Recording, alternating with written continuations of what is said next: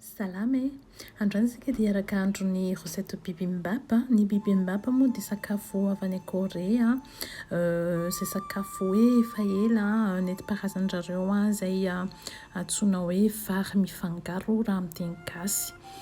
Dia io sakafo io sakafon'ny tantsaha satria mora karakaraina no mora vita.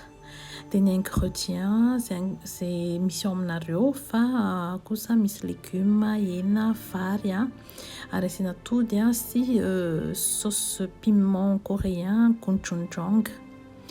Dia ny fomba fihinananjareo anazy afangaro miaraka daholo ilay ingrédients rehetra ireo miaraka amin'ny vary izay ny fomban-jareo satria hitan-jareo kokoa matsiro ilay sakafo rehefa afangaro. Satria ny ingrédients samihafa dia samy manana ny tsirony. Ao ny mamy, masira, masika dia rehefa afangaro izany dia manome tsiro. Dia ny zavatra nataoko voalohany teto dia nanendy tongolo dia nasiako sira sy poivre izay ihany ny épices atao amin'ny légumes. Mareko eto fa ny légumes izay ataonareo dia endasina tsirairay fa tsy atambatra. Dia rehefa vita ny tongolo dia nanendy karaoty.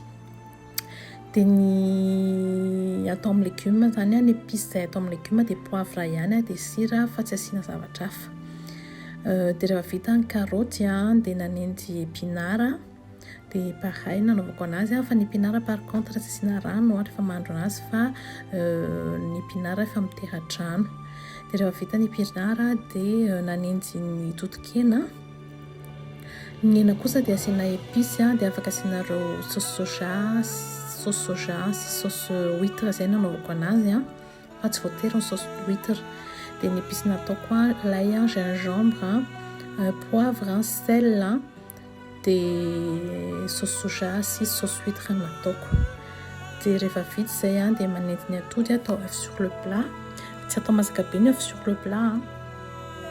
Dia rehefa vita izay dia manao dressage, vary natao ambany dia avy eo ny hena sy ny légumes atao misaraka dia eo ambony ny atody.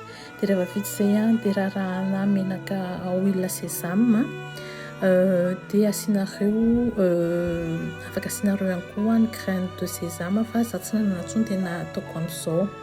Dia ny farany nasiako an'ilay piment le piment teneko anareo teo le gochujang fa za koa tsy manisy satria za tsy mahazaka sakay dia voilà izay indray ny nahandro isika androany dia mahazo tomana daholo dia manaraka indray.